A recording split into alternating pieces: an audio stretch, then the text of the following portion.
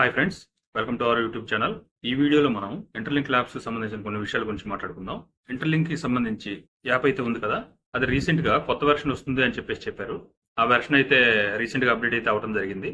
ఈ వెర్షన్ ని అప్డేట్ చేసుకోమని అడిగినప్పుడు మనకి ఈ తరహాలో ఒక నోటిఫికేషన్ అయితే రావడం జరుగుతుంది. దయచేసి గమనించండి. ఇలా వచ్చినప్పుడు కొంచెం జాగ్రత్తగా వ్యవహరించండి. ఎందుకంటే దీని కింద ఒక ఏపీకే యాప్ డౌన్లోడ్ చేసుకోమని చూపిస్తుంది. దయచేసి దాని జోలికి వెళ్ళొద్దు. ఒకవేళ దాని మీద క్లిక్ చేసినట్టయితే మీ అకౌంట్ హ్యాక్ అవడానికి చాలా ఛాన్స్ అయితే ఉంది. దయచేసి గమనించండి.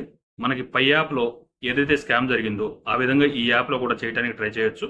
దయచేసి గమనించండి. దయచేసి దీంట్లోనే కాదు, ఎటువంటి ఏపీకే ఫైల్ కూడా మీరు దేంట్లో టచ్ చేసినా గానీ మీ అకౌంట్ కానీ, ఫోన్ కానీ, మీ మెయిల్ కానీ హ్యాక్ అవడానికి ఛాన్స్ అయితే చాలా ఉంటుంది. గమనిస్తారని అనుకుంటున్నాను. ఇక మనం ఇంటర్లింక్ ల్యాబ్స్ గురించి మాట్లాడుకున్నట్టయితే ఈ రోజు ఈ వీడియోలో మనం వెరిఫైడ్ ఐటీఎల్జీ అనే ప్రాజెక్ట్ గురించి మాట్లాడుకుందాం. చాలా మంది దీనిపైన ప్రశ్నలు అయితే అడగటం జరుగుతుంది. ఇది ఏమిటి, ఎలా పనిచేస్తుంది, భవిష్యత్తులో ఎంత గ్రోత్ ఉండొచ్చు అనే విషయాలు అయితే ఈ వీడియోలో కొంచెం తెలుసుకుందాం. ఈ వీడియో చివరి వరకు అయితే చూడండి. ముందుగా మనం ఈ వెరిఫైడ్ ఐటీఎల్జీ అంటే ఏంటి అనే విషయం చూసుకుంటే, ఈ వెరిఫైడ్ ఐటీఎల్జీ అనేది ఒక బ్లాక్ చైన్ తో పనిచేస్తున్న క్రిప్టో ప్రాజెక్ట్ అన్నమాట. దీని ప్రధాన లక్ష్యం ఐడెంటిటీ వెరిఫికేషన్, డేటా సెక్యూరిటీ, అలాగే డీసెంట్రలైజ్డ్ ట్రస్టింగ్ సిస్టమ్ అందించడమే దీని ప్రధాన లక్ష్యాలుగా ఉన్నాయి. ఇప్పుడు మన రోజువారీ డిజిటల్ ప్రపంచంలో బ్యాంకింగ్, ట్రేడింగ్, కేవైసీ, అలాగే ఆన్లైన్ సర్వీసెస్ అన్నిటికీ కూడా ఒక సెక్యూరిటీ ఐడెంటిటీ అయితే అత్యవసరం అని చెప్పేసి మనం చెప్పుకోవచ్చు. ఈ వెరిఫైడ్ ఐటీఎల్జీ అనేది దానికి సంబంధించిన సొల్యూషన్ అందిస్తుంది. దీనివల్ల వ్యక్తులకే కాకుండా కంపెనీలు, గవర్నమెంట్స్ కూడా వెరిఫైడ్ అలాగే టెంపర్ ప్రూఫ్ డేటా కూడా ఉపయోగించుకోవడానికి అవకాశం అయితే ఉంది. అలాగే దీనికి సంబంధించి టెక్నాలజీ మరియు ఫ్యూచర్స్ కానీ చూసుకున్నట్లయితే ఈ వెరిఫైడ్ ఐటీఎల్జీలో ప్రధానంగా బ్లాక్ చైన్, అలాగే ఆర్టిఫిషియల్ ఇంటెలిజెన్స్, అలాగే ఎన్క్రిప్షన్ టెక్నాలజీస్ అయితే ఉపయోగించడం జరుగుతుంది. అలాగే బ్లాక్ చైన్ డేటా అనేది డీసెంట్రలైజేషన్ సిస్టమ్ తో ఉంటుంది కాబట్టి దీన్ని ఎవరు మార్చడానికి వీలనేది లేదు. అలాగే ఏఐ వెరిఫికేషన్ అనేది రియల్ టైంలో ఐడెంటిటీ ప్రూఫ్స్ అయితే పూర్తిగా చెక్ చేస్తుంది.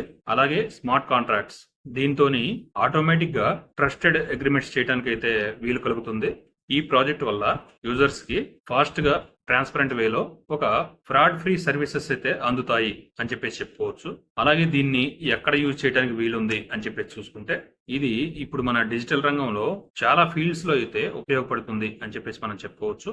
ముఖ్యంగా బ్యాంకింగ్, అలాగే ఫైనాన్స్ రంగం. ఈ రంగంలో సెక్యూర్ కేవైసీ, ఫ్రాడ్ ప్రివెన్షన్ కి అవకాశం ఉంది.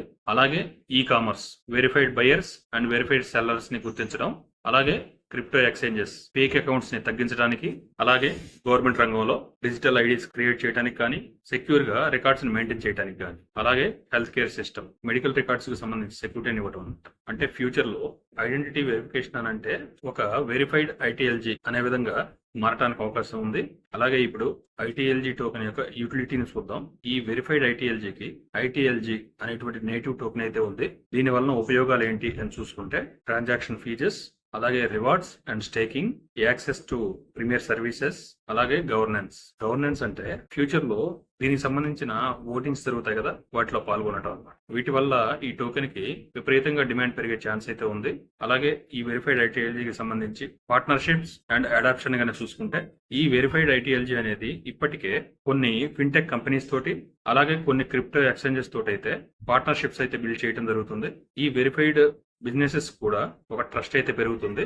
ఇప్పుడు ఈ ప్రాజెక్ట్ అనేది ఎర్లీ స్టేజ్ లో ఉంది, కానీ దీని యొక్క అడాప్షన్ అనేది చాలా ఫాస్ట్ గా అయితే గ్రో అవుతుంది. అలాగే దీని యొక్క రోడ్ మ్యాప్, ఫ్యూచర్ ప్లాన్స్ గానే చూసుకుంటే, ఫేజ్ 1 లో ఐడెంటిటీ వెరిఫికేషన్ సిస్టమ్, ఫేజ్ 2 లో partnership with banks and e commerce, phase 3 లో global expansion, government level tie-ups చేసుకోవడం, అలాగే ఫేజ్ 4 లో డీసెంట్రలైజ్డ్ ట్రస్ట్ ఎకోసిస్టమ్ నిర్మించడం. ఈ ప్లాన్ అనేది చాలా ప్రాక్టికల్ గా కనిపిస్తుంది. అలాగే దీని యొక్క ఎగ్జిక్యూషన్ కూడా చాలా ఫాస్ట్ గా అయితే అవుతుంది.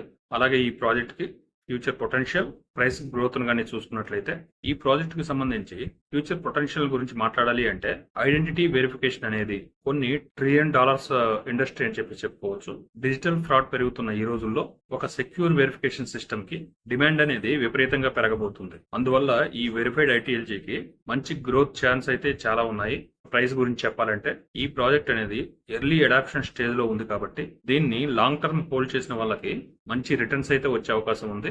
ఇది ఒక రియల్ యూజ్ కేస్ ప్రాజెక్ట్ అని చెప్పుకోవచ్చు. దీనిలో టెక్నాలజీ, అడాప్షన్, ఫ్యూచర్ డిమాండ్ ఇవన్నీ కలిపి ప్రామిసింగ్ గా ఉండటం జరిగింది. అలాగే దీనికి సంబంధించి చాలా మందికి ఒక ప్రశ్న అయితే అడగడం జరిగింది. అదేంటంటే ఈ ఐటీఎల్జీ అనేది మార్కెట్ లో ఎప్పుడు లిస్ట్ అవుతుంది అనేది అడిగారు.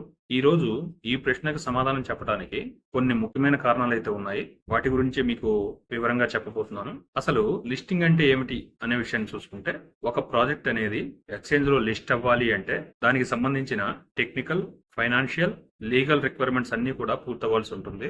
పెద్ద ఎక్స్చేంజ్లు అయినటువంటి బైనాన్స్, కాయిన్ బేస్ లాంటివి వీటి మీద చాలా స్ట్రిక్ట్ రూల్స్ అయితే పాటిస్తాయి. కాబట్టి ఈ ప్రాజెక్ట్ అనేది ఎంత ఫాస్ట్ గా గ్రో అవుతుందో, ట్రాన్స్పరెన్సీ అనేది ఏ స్థాయిలో ఉందో ఆ విషయాలు మటుకే ఆ ప్రాజెక్ట్ యొక్క లిస్టింగ్ టైం ని డిసైడ్ చేస్తాయి. ముందు టెక్నికల్ డెవలప్మెంట్ పూర్తవ్వాలి. అంటే ప్రాజెక్ట్ యొక్క బ్లాక్ చైన్, వ్యాలెట్, ఈ ట్రాన్సాక్షన్ సిస్టమ్ అనేది స్టేబుల్ గా అయితే ఉండాలి.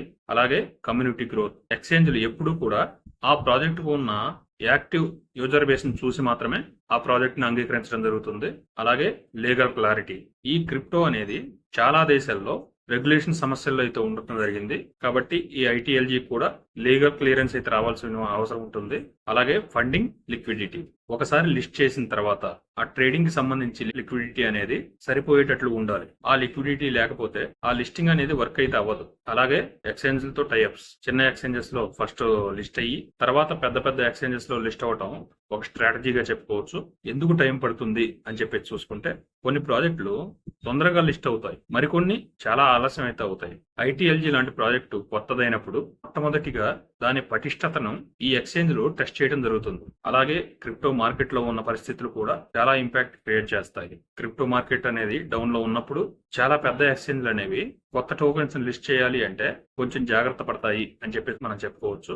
ఇప్పుడు చెప్పేది మైనింగ్ చేసుకునే వాళ్ళ గురించి కాదు, ఇన్వెస్టర్లు ఎవరైతే ఉన్నారో వాళ్ళకే చెప్తున్నాను. ఒక ఇన్వెస్టర్ గా మీరు గుర్తుంచుకోవాల్సింది ఏంటంటే, ఈ లిస్టింగ్ అనేది ఒక రోజు టైం ఫ్రేమ్ అయితే కాదు.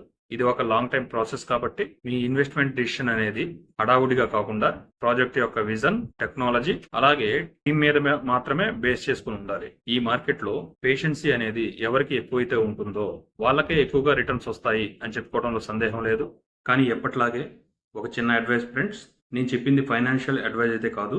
మీరు ఇన్వెస్ట్మెంట్ చేయడానికి ముందుగానే మీరు స్వయంగా దాని గురించి పరిశీలించి ఒక నిర్ణయం అయితే తీసుకోండి. ఇవి ఫ్రెండ్స్ వెరిఫైడ్ ఐటీఎల్జీ గురించి వివరాలు. మీకు ఈ వెరిఫైడ్ ఐటీఎల్జీ గురించి పూర్తిగా అర్థమైందని చెప్పేసి అనుకుంటున్నాను. మీకు ఈ వీడియో కానీ నచ్చినట్లయితే ఒక లైక్ చేయండి. అలాగే చివరిగా ఒక మాట ఫ్రెండ్స్, ఏదైతే వెర్షన్ 3.2 అప్డేట్ చేస్తారో అప్పుడు నేను చెప్పినట్లు ఈ స్క్రీన్ షాట్ లో చూపించినట్లు ఏపీకే యాప్ కానీ వచ్చినట్లయితే దాని మీద క్లిక్ చేయడం మానండి. అంతగా మీకు అవసరమైతే గూగుల్ ప్లే స్టోర్ లోకి వెళ్ళి అప్డేట్ అయితే చేసుకోండి. జాగ్రత్త పడతారని అనుకుంటున్నాను. మీకు ఈ కాయిన్ గురించి ఏ విధమైనటువంటి సమస్యలు ఉన్నా, ఎటువంటి డౌట్స్ ఉన్నా కానీ నాకు కామెంట్ సెక్షన్ లో తెలియజేయండి. నేను తప్పకుండా రిప్లై ఇస్తాను ఫ్రెండ్స్. మళ్ళీ ఒక మంచి వీడియోతో మళ్ళీ కలుద్దాం. అంతవరకు థ్యాంక్ యూ.